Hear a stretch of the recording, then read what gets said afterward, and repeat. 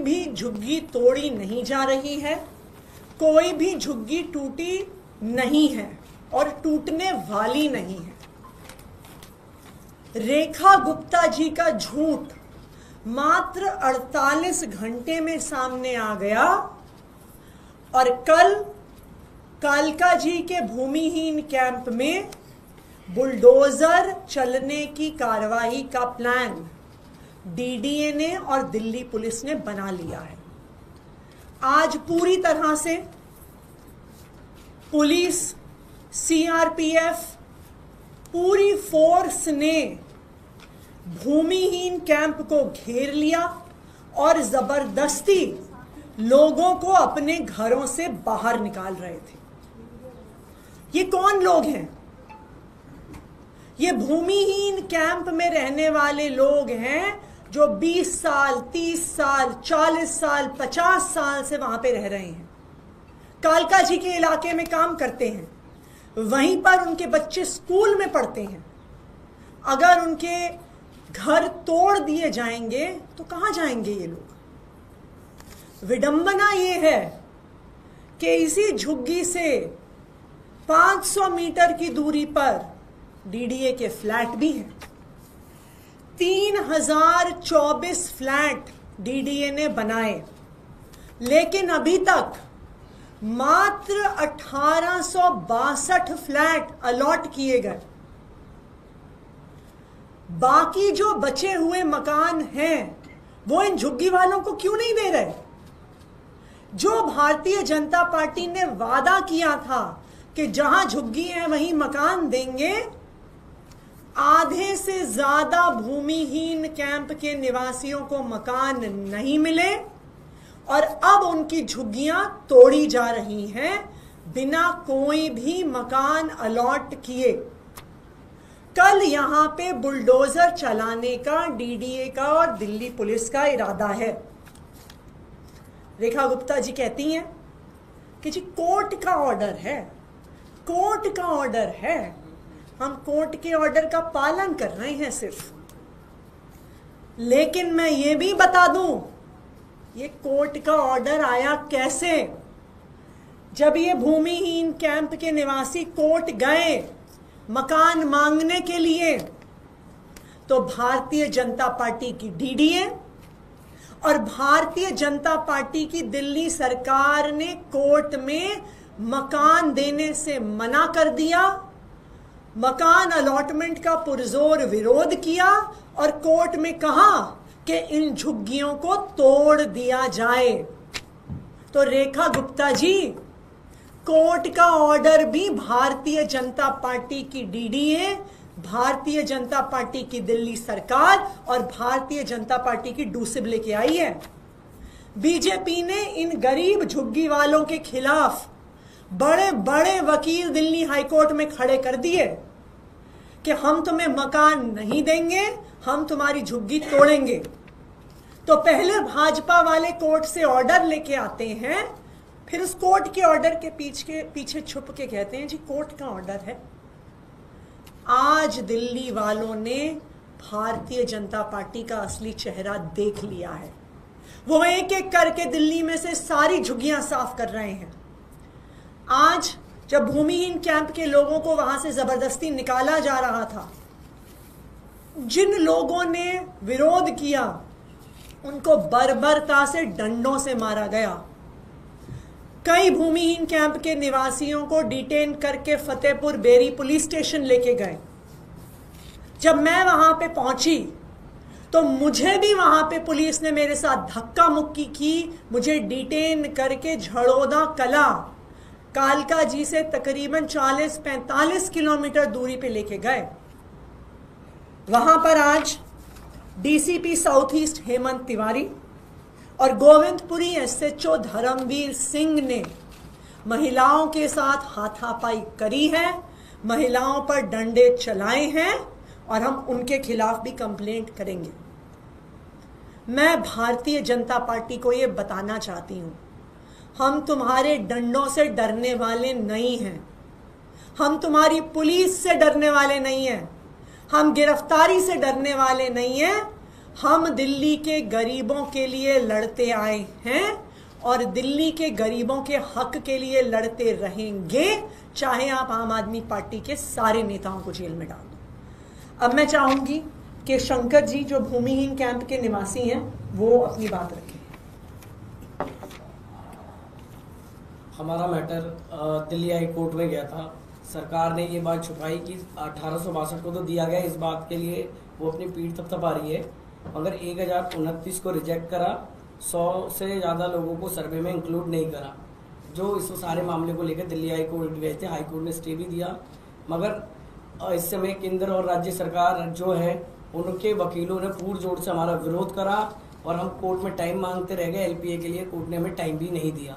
हम अपने दस्तावेजों को प्रस्तुत करना चाहते थे। हम चाहते थे कि न्यायाधीश हमारे मामले को सुने, हमारे दस्तावेजों को देखें और उसके बाद डिसाइड करें।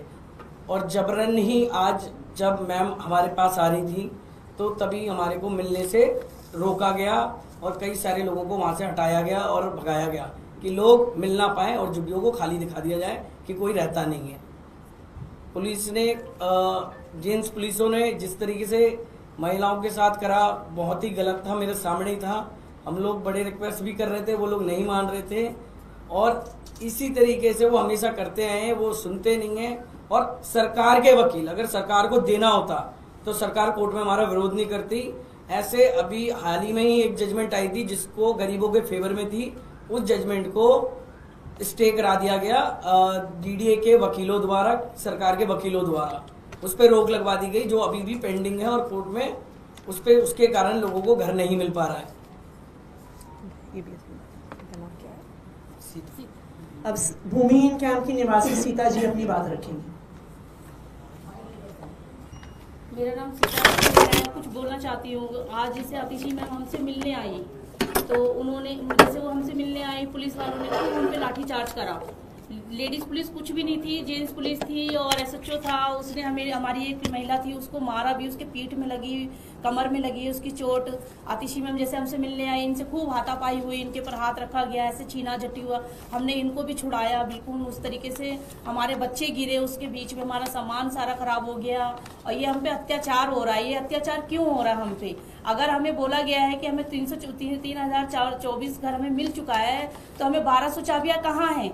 आप डीडी ऑफिस में वो उनके ऊपर सीबीआई जांच बिठाइए, उनसे पूछो कि हमारे मकान कहाँ गए, हमारी चाबी कहाँ गई, हमारे बच्चे अब जाएंगे कहाँ, हम कैसे रहेंगे? हम किराए के घर पे भी जा रहे हैं। ये देखो मोदी जी का ये है मेरे पास, मोदी जी ने खुद कहा था इस चीज को। मोदी जी अपनी बात से क्यों मुकर रहे हैं? रेखा किरण जी क्यों मना कर रही है? ना हमारा घर नाली पे है ना पटरी पे है। हम तो बीपी सिंह के बसाए हुए लोग हैं, हमारे माँ बाप यहाँ रह रह के मर गए, अब हम लोग हैं, अब हमारे बच्चे कैसे रहेंगे? मेरी 13 साल की लड़की है, 3-4 साल बाद वो भी वोट डालेगी। किसे डालेगी वो वोट? बीजेपी को तो बिल्कुल नहीं डाल सकती वो, क्योंकि वो देख रही है, वो खुद इतनी बड़ी लड़की है, वो 8वीं क्लास में लड़की है मेरी, वो खुद देख रही है कि मेरे माँ बाप के संग बीजेपी क्या कर रही है। हमें घर से बेघर कर दिया, मेरी 2 बेटियां हैं। मोदी जी कहते हैं ना लड़की बचाओ लड़की पढ़ाओ, मेरे पास तो पैसे ही नहीं है, मैं लड़की पढ़ाऊंगी क्या, बचाऊंगी क्या? मोदी जी ने हमारे सर से छत छीन ली। हमें छत चाहिए बस, हमें उनसे कुछ नहीं चाहिए। हम मेहनत पे कमा के खा सकते हैं पर हमें छत चाहिए। और जो हम पे अत्याचार हो रहा है ये ना होना चाहिए हमारे पे अत्याचार। और हमारा कल घर कह रहे हैं कि टूट जाएगा, हमें मौका दो और हमें टाइम दो थोड़ा सा। हमारी बात देखो, हमारे कागज देखो, हमारे कागज पूरे हैं, सिर्फ एक राशन कार्ड नहीं है। आप अगर वोट राशन कार्ड से लेते हो ना तो हम राशन कार्ड भी बनाएंगे, आप बोलो। और आपने तो राशन कार्ड कब का बंद कर चुके हैं, तो हम कैसे राशन कार्ड बनाएं? जब आप राशन कार्ड बनवाएंगे, सरकार हमें बनाने का वो करेगी तभी तो हम बनाएंगे। जब सरकार ने अलाउड ही नहीं करा तो हम कैसे राशन कार्ड बनवाए? जितने आइडिया हमारे पास सब है, हम इस पे वोट डालते हैं।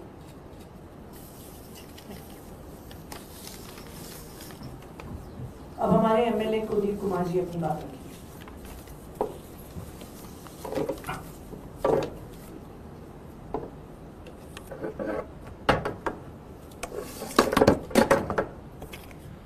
तो भाजपा का नारा था चुनाव से पहले जहां झुग्गी वहां मकान, और अब भाजपा अपने नारे को आगे बढ़ाते हुए जहां झुग्गी वहां मैदान करके दिल्ली के गरीब जनता को, दिल्ली के गरीब झुग्गी वालों को बेघर करने का काम कर रही है। चुनाव में वोट लेते समय इन लोगों ने झुग्गी वालों को विश्वास दिलाया कि हम आपको मकान देने का काम करेंगे, बड़ी बड़ी वाहवाही लूटी।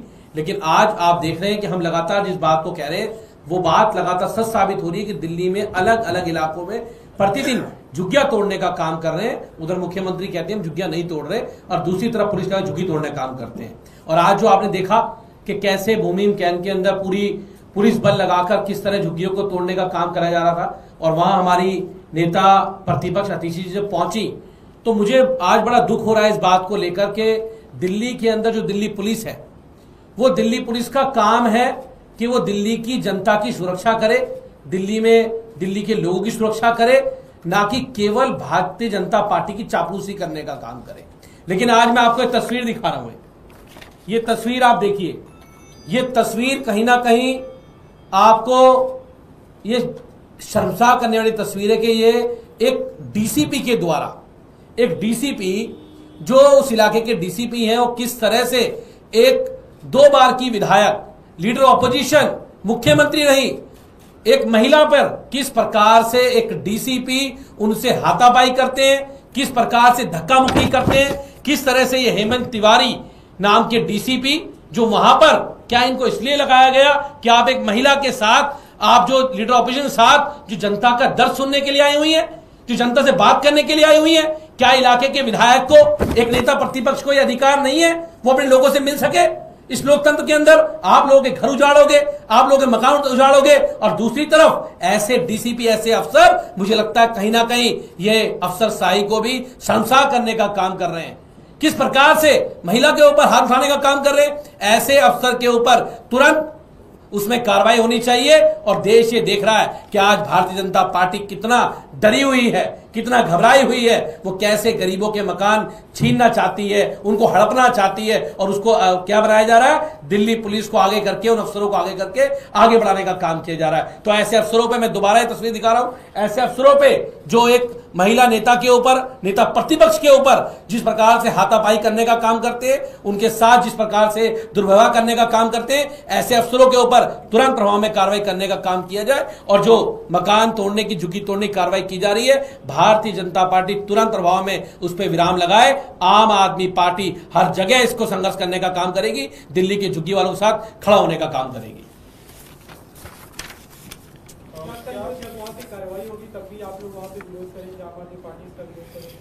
देखिए, सबसे पहले तो हम उम्मीद करते हैं कल सुबह हाईकोर्ट में हियरिंग भी है, जहां पर अपने कागजात जो भूमिहीन कैंप वाले हैं वो रखेंगे। लेकिन अगर हाईकोर्ट से स्टे नहीं भी मिलता है तो हम बिल्कुल झुग्गी वालों के साथ खड़े रहेंगे। और मैं दिल्ली सरकार को ये कहना चाहती हूँ कि कल जब हाईकोर्ट में केस जाएगा, आपकी असलियत इस बात से पता चलेगी कि डीडीए का वकील क्या कहता है, वो झुग्गी वालों के साथ खड़ा होता है या उनका विरोध करता है। दिल्ली सरकार का वकील क्या कहता है, वो झुग्गी वालों के साथ खड़ा होता है, उनका विरोध करता है। और दूसरे का वकील क्या कहता है, हम इसको देखेंगे और पूरी दिल्ली वालों को बताएंगे। क्योंकि जब तक आम आदमी पार्टी दिल्ली सरकार में थी, चाहे सड़क पर हो चाहे कोर्ट में हो, हमेशा झुग्गी तोड़ने का विरोध आम आदमी पार्टी और उसकी सरकार ने किया। अभी दिल्ली सरकार की कैबिनेट मीटिंग की, उन्होंने आशीष सूद ने प्रेस कॉन्फ्रेंस के जरिए जानकारी दी है कि जो दिल्ली शिक्षा बिल है उसे ऑर्डिनेंस के रूप में पास कर दिया है कैबिनेट की, उसका रेंज और प्रेसिडेंट को भेजा जाएगा, लागू होगा। उन्होंने कहा कि पहली बार हुआ है कि अभिभावकों के बच्चों के हित में किसी सरकार ने काम किया। ऑर्डिनेंस का मतलब होता है चोर दरवाजे से कानून लेकर आना। जब कैबिनेट में पहली बार ये बिल आया, ये दिल्ली के इतिहास में पहली बार हुआ होगा कि इतनी बड़ी पॉलिसी, इतना बड़ा कानून बिना किसी रायशुमारी, बिना किसी पब्लिक कंसल्टेशन के हुआ। क्यों? क्योंकि भारतीय जनता पार्टी माता पिता के हक में नहीं बिल बना रही। भारतीय जनता पार्टी प्राइवेट स्कूलों को बचाने के लिए कानून लेकर आ रही है। दिल्ली के प्राइवेट स्कूलों में पढ़ने वाले बच्चों के माता पिता इंतजार कर रहे थे कि जब ये बिल विधानसभा में पेश होगा तो तब तो पता चलेगा इस बिल में क्या है, तब वो अपनी राय रख सकते हैं, चाहे विपक्ष के विधायकों के माध्यम से। लेकिन भारतीय जनता पार्टी चोर दरवाजे से ऑर्डिनेंस के रूप में बिल लेके आ रही है। क्यों? क्योंकि अगर बिल विधानसभा के पटल पर आ गया तो सबको पता चल जाएगा कि ये बिल माता पिता को बचाने के लिए नहीं है, बढ़ी हुई फीस से बचाने के लिए नहीं है। ये प्राइवेट स्कूलों को, भारतीय जनता पार्टी के भरत अरोड़ा जो प्राइवेट स्कूल की एक्शन कमेटी की अध्यक्षता करते हैं, उन जैसे प्राइवेट स्कूलों को बचाने के लिए ये चोर दरवाजे से बिल लेके आ रहे हैं।